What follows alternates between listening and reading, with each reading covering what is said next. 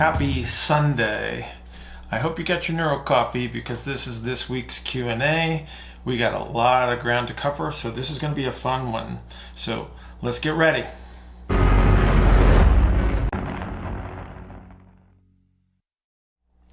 All right, so a little neuro coffee to get started.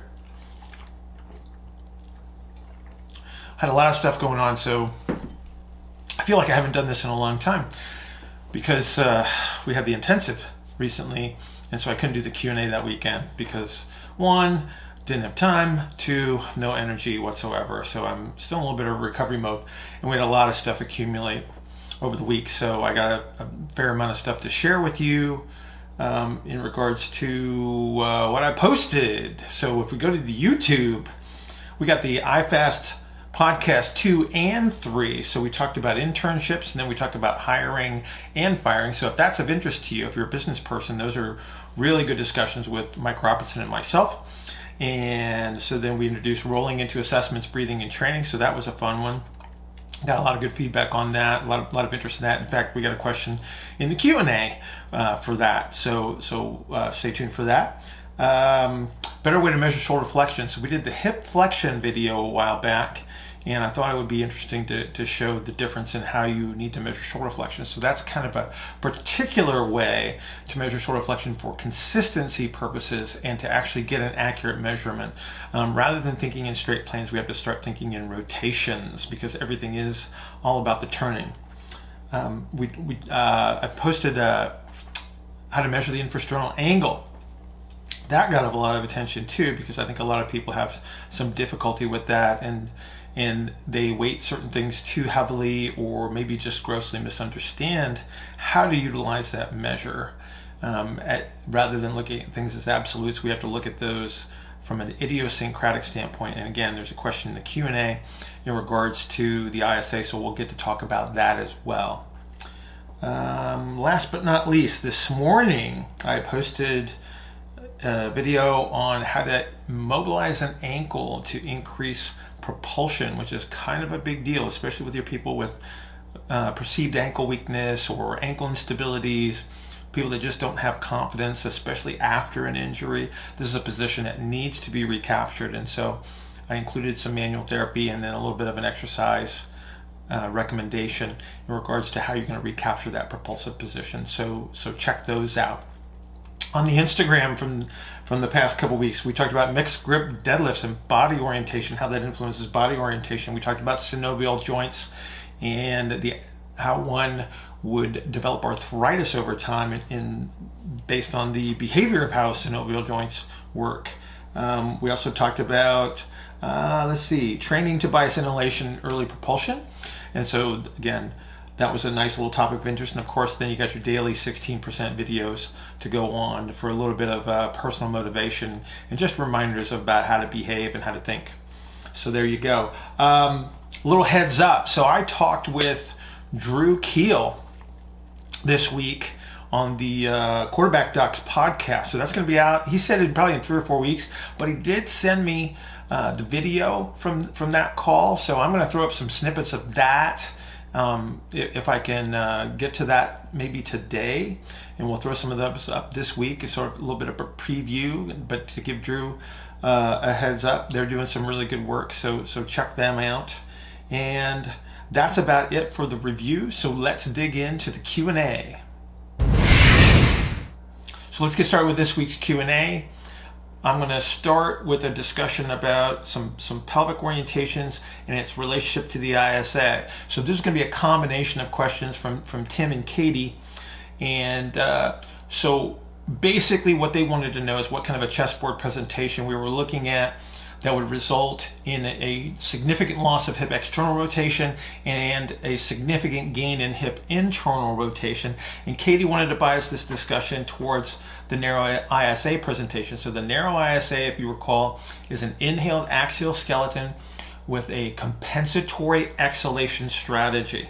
And so this will present with certain orientations that are based on this compensatory strategy, but to get to where they want this discussion to go, we're going to have to go through a sequence of compensatory strategies that are superimposed on top of this first exhalation compensatory strategy. So let me grab my pelvis and we're going to talk through this in sequence. So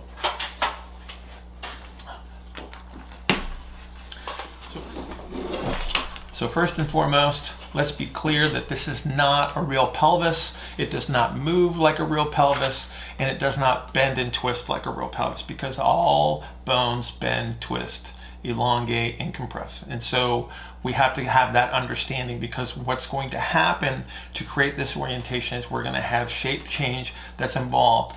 This shape change is very, very easy to see in the thorax, because the constraints in the thorax are just a little bit less, and it's a little bit easier to bend ribs and move scapulae, as opposed to moving ilium and creating compression here. So I just want to throw that out ahead of time so everybody has an understanding that this model is just not representative of what's really happening, but we'll talk through it.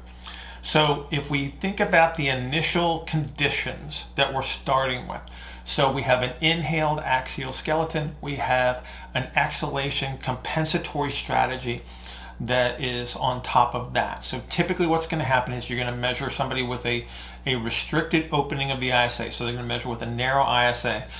Because we have a restricted excursion of breathing, we're going to make the assumption then is that we've also got this narrow infrapubic angle. We don't measure that directly because that's a really personal area, and so again we're making an assumption. But the orientation that we're going to look at initially with this compensatory strategy is that we're going to have an ER ilium and a counter-nutated sacrum.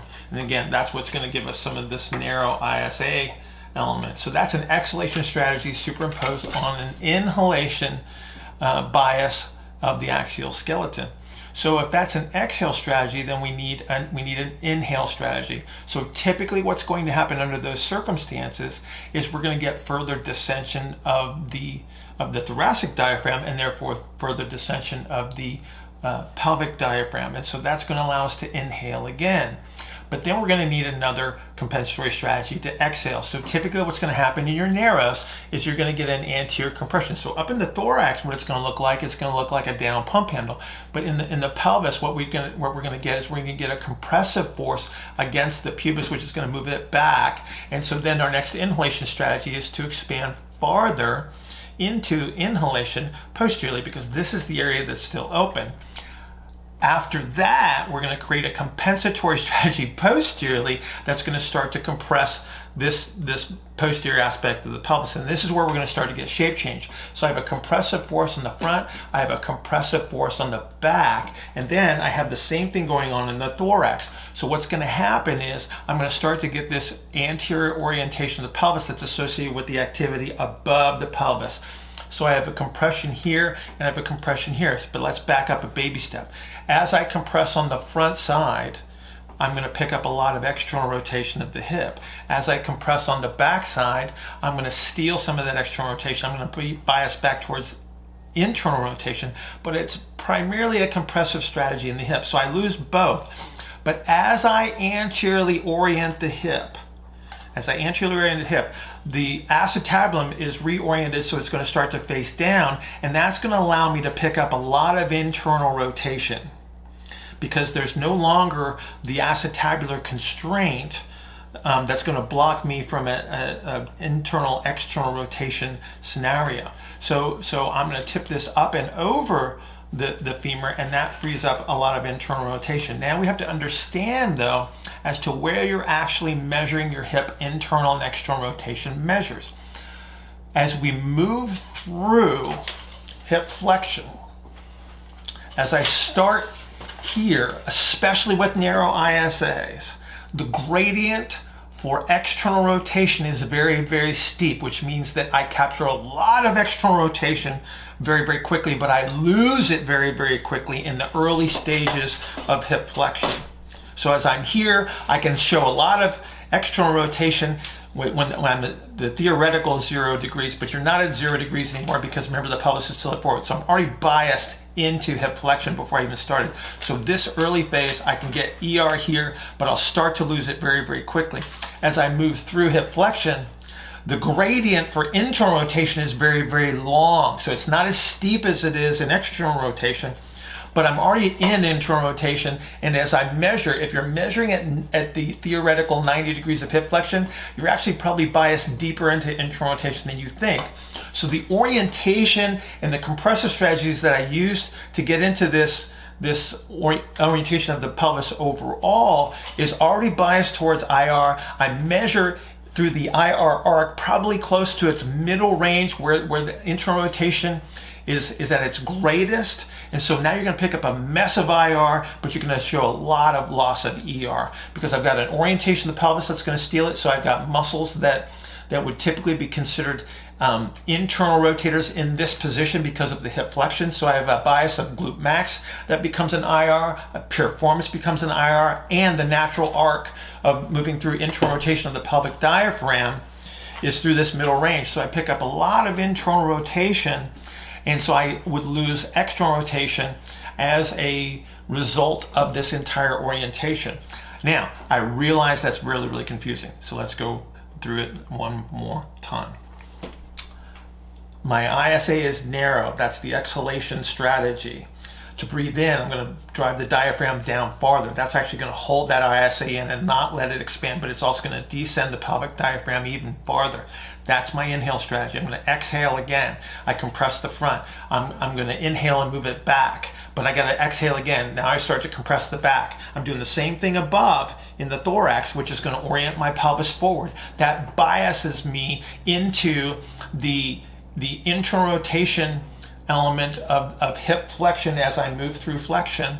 And so I'm already reorienting musculature into internal rotation. I measure in the internal rotation position of the hip. So as I flex the hip, it internally rotates here. And so that's how you're going to pick up a whole lot of internal rotation and lose external rotation. So hopefully I made some sense.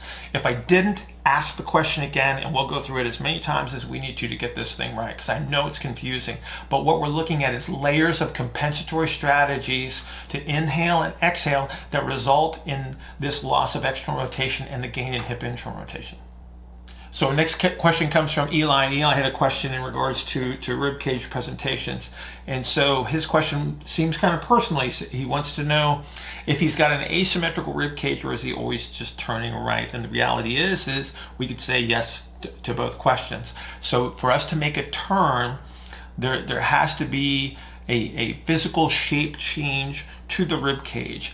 And typically, because of the combination of internal and external forces that we all have to manage, our bias is going to be to be orienting and turning our rib cage to the right. So let me grab my little rib cage model that I made from my arts and crafts here. And so the stick is the spine. I got a sixth rib here. I got a sternum. I got a first rib. And we're going to look straight up through the thorax here. And so what I'm going to do is I'm going to make this asymmetrical, and I'm going to orient the spine to the right. And so there is somebody that's turning to the right. And so you can see the shape change here through the rib cage. And so the answer is yes to both. And this is just simply the result of you managing the internal and external forces that we all deal with. So we're asymmetrical on the inside, we're symmetrical on the outside. We need a management strategy to control those forces. And so that's what we're looking at. And so there's nothing wrong with this. This is typical. It's very common. The concern is do you have enough shape change to be able to orient and turn yourself to the left? And that might be a better representation of health, or help you to restore all of your movement capabilities to access both inhalation and exhalation, so you have that full excursion of breathing and therefore a good representation of normal mobility. Coach Ledesma asks something referring to the infrasternal angle. After establishing a wide versus a narrow, what will be your next step? So the reason that we use the concept of wide versus narrow is because it allows us to determine what the compensatory strategy may be in a situation where somebody does not have full excursion of inhalation to exhalation. So that's simple, and that guides our interventions and allows us to make better decisions based on probabilities. They're not absolute. It's a very gray area, so always keep that in mind. And this ISA concept is going to be idiosyncratic to that individual because their physics are going to be individualized.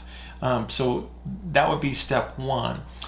He continues, also, what is done with individuals who do not have a wide or a narrow? So you could say you're 108.8s.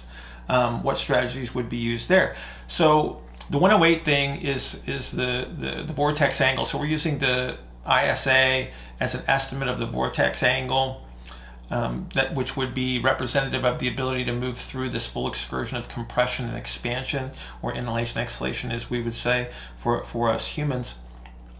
But what we're looking for is not some ideal measurement. We're looking for the dynamic ISA. So we want an ISA that will open into inhalation and close into exhalation sufficiently to be able to access extremity and axial skeletal range of motion, so we can do all the fun things that we like to do from a sports perspective. So we're not really looking for any specific one angle. And again, people are going to be idiosyncratic because people's structures are different. And so what their optimal is going to be determined by those individual physics.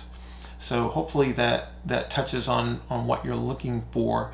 But to reiterate, we're using the ISA to identify the first level compensatory strategy to allow us to select the best intervention for that individual. So again, if somebody's narrow, we're going to make an assumption in regards to their orientations that would benefit from certain positions, like quadruped, for instance. Wides tend to not do as well early with quadruped activities, and they would tend to be more biased towards a sideline strategy in most cases for those wides. So hopefully that gives you a little bit of information as to how you want to start based on the infrasternal angle presentation. So our next question comes from Michael, and this is also an ISA related question. So if the ribs can open and close as the arms go overhead, would that be an optimal ISA? So optimal is going to be idiosyncratic, but you're correct in what we're looking for is the dynamic ISA. So we want an ISA that opens sufficiently and closes sufficiently to allow this individual to access the movement that is required for them to either stay healthy or to produce some measure of performance. And so again, we can't say that one is optimal or not. We can talk about ranges of like 120 to 60 through this full excursion.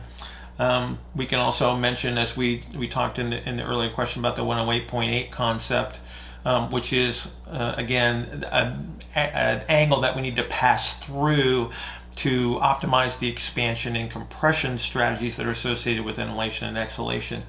So, but again, this is going to be one of those things that we have to individualize. So we're in a very, very gray area as to what optimal is. And so you have to look at this in combination. What I would offer you is that if you have an ISA that does not open and close sufficiently, you will see extremity ranges of motion that are most likely limited. Whether this is good or not depends on what the goal and intent is. Are we trying to raise performance, and so we might have a restriction intentionally, or are we trying to optimize health where we're going to try to expand the adaptability of the system? So again, you have to make these decisions based on the individual, but you're on the right track as far as this thing needs to open and close as a representation of our movement capabilities. So I think you're right on track, Michael. From Drew, you have previously mentioned how you are keen. Again, Drew, keen. Keep it up. Love that. You previously mentioned how you are keen on avoiding treating clients like rehab clients if you can avoid it. You mentioned that if warm-ups were better, this could address a lot of issues. I think you like the bear crawl. Could you talk more about your warm-up exercise program? So warm-ups are dependent on the individual as to what their needs may be. But if you had to generalize concepts, what we want to do is we want to optimize for that individual their ability to move through this full excursion of breathing from inhalation to exhalation. So a lot of your activities should help to enhance or restore those capabilities. So if you look at the rolling videos that are up on YouTube, so those are representative of a way for people that don't use table tasks, aren't physical therapists, and might be on the fitness side of things or the strength and conditioning side of things, that will allow you to train or even assess whether someone has this full respiratory capability. And so that might be the way that you initiate your warm-up. So simple rock and roll, forward rolling, backward rolling, and even log rolling for your wide ISAs. So keep that in mind. Might be this initial element of any kind of warm-up. So you can use it diagnostically, and you can use it from a training perspective. From there, now we're gonna talk about being able to shape change from side to side. So turning is a big deal in regards to most sports and from a health standpoint. And so I like to do a lot of cross connect variations. So this might be a cross connect in a side split squat, or it might be a cross connect in an anterior posterior orientation of a split squat. Or we might use a series of lunges with cross connects, or backward lunges with cross connects. And then that moves into what looks like an A march with a cross connect. And then that becomes more and more dynamic. So then this becomes an A skip, and so on and so forth. And then we can look at some sort of isolated activities that we might need. So depending on the individual, so let's just say I have a big, strong, muscular individual, what they might have to do is doing some loaded eccentric orientation in certain areas in an isolated manner. So old school dumbbell flies done not to enhance muscle strength or hypertrophy, but just to achieve an eccentric orientation. So people that are very concentrically oriented need help achieving some of these eccentric positions to allow them to recapture this full excursion of inhalation and exhalation. So that might be included as well. And so there's any number of activities that you can throw into your warm-ups rather than just blindly creating a sequence.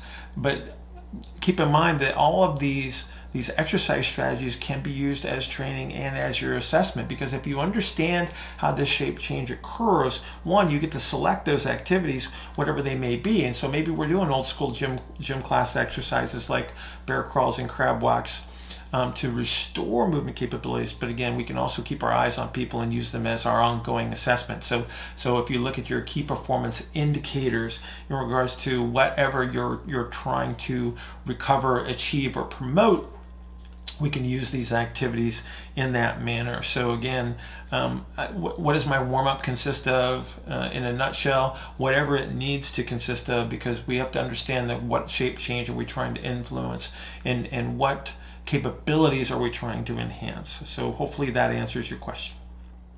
Next question comes from Brian. Brian, your last name happens to be my dog's name, and I don't mean that as an insult. I just wanted you to know that your last name means peaceful village. That's why we named my dog that, because, well, unfortunately, he's not very peaceful.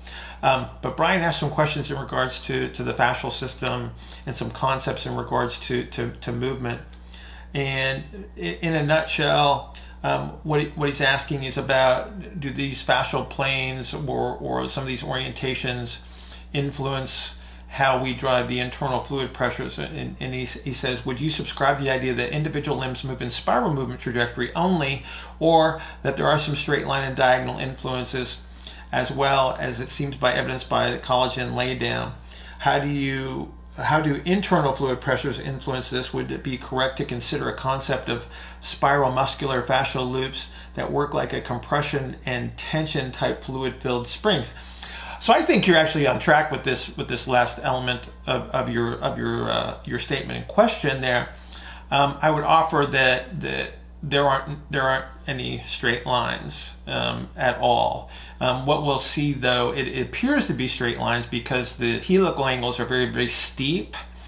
And then you also have to look at every element of the system. You can't just look at fascia, you can't just look at a muscle, you can't just look at a bone. You have to look at how everything is organized, because it's all made of the same stuff. So everything that you are is water and collagen, and so you have to look at the entire orientation. But like I said, I think you're absolutely on track with the fact that all we're looking at is these diagonal and rotational relationships, and what we want to be able to see are these reciprocal rotations through each segment. It's when the system starts to try to move simultaneously in the same direction that we run into problems. So that's how you blow an ACL. That's how you blow the UCL ligament of the elbow. That's when you start to get compressive strategies in joints like hip impingement and shoulder impingement, is when we lose the ability to create this reciprocal rotation between segments, whether it be side to side or through an extremity. So I think you're absolutely right, and this is exactly what we're doing, is we're moving these fluid pressures that allow us to demonstrate our capabilities of movement. And so I think that what you're studying right now is you stay on track with that, but respect the fact that it is all rotational spiral elements that we're actually looking at. Next question comes from Brian, and this is a different Brian, and basically Brian's asking about the differences between early and late propulsion, because they are very, very similar into their representation, because both are external rotation, supination, and inhalation orientations. And so what is the difference between the two?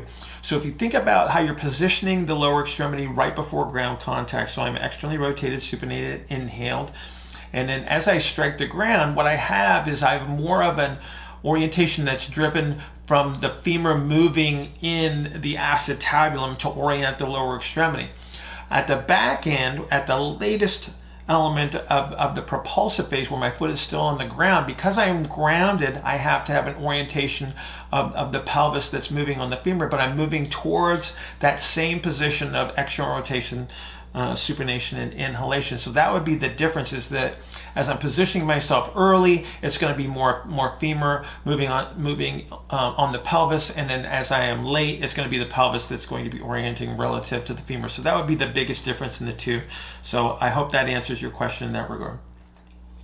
So I got a question from Chase, and Chase saw the shoulder flexion video that we shot with Nikki doing a self-test. And so Chase basically wants to know, are there any other self-tests that we could use to indicate where we may need to restore this full excursion of breathing from inhalation and exhalation that allows us to move freely?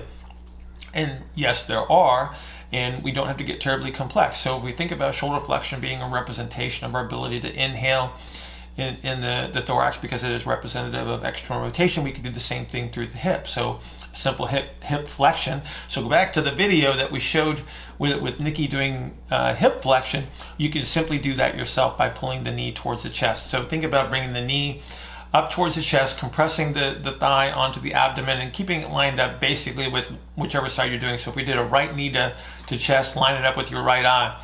And so we can use both sides of the hip orientation in this case as a representation of inhalation to exhalation. So if I have trouble bringing my thigh to my abdomen, that would be indicative of potential inhalation restriction on the right side. It would also be indicative of a limitation on exhalation on the left side if I can't keep that hip extended as I bring the knee towards my chest, because the extension would be representative of the ability to exhale on that side. And so basically you're moving yourself through this full excursion of propulsion, where it'd be early with the knee to chest and more towards the middle element with the downside leg, which would be internal rotation, exhalation. So basically you've got two simple tests, shoulder flexion and hip flexion, that would be representative of your ability to inhale and exhale through the pelvis and through the thorax. So it's really quite simple.